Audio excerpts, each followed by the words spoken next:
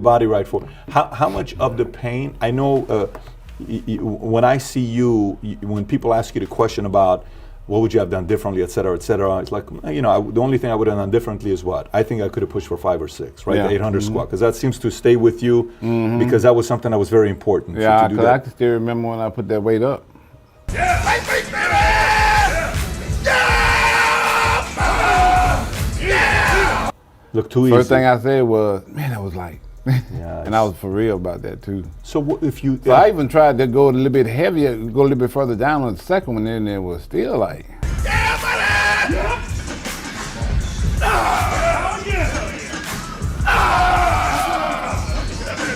The reason why I went 2 because I had deadlifted it, and it was heavy. It was real heavy. And then I thought about it. I'm like, wait a minute, squat and deadlift is 2 different lifts. So deadlift is pulling off of the floor. You know, you got all that gravity down there. But squatting is way up high on your back. There's not as much gravity. So of course it's going to be a lot easier. But I didn't rationalize that before I did it.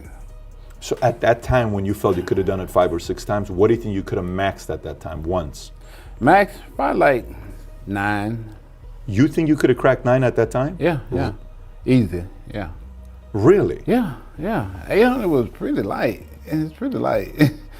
I can't describe how light it was because, you know, I guess I was so fired up too, you know, and I gotten stronger since I did the 800 pound, you know, because I had that herniated disc this whole time.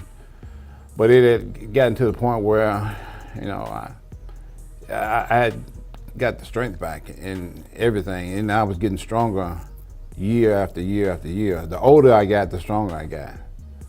So when I deadlifted 800, it was like 01. When you deadlifted 800, you were it was 2001, yeah. So in 2003, I got a lot stronger.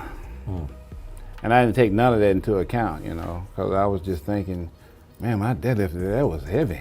Yo, what is good, YouTube? Krishan checking back in with another video. Hope you guys enjoyed that brief interview between Patrick Bet-David and Ronnie Coleman. We have revisited this interview before, but I will link it below in the description. In this interview, Ronnie goes into detail about his 800-pound squat. You know how strong he was, how much he could deadlift.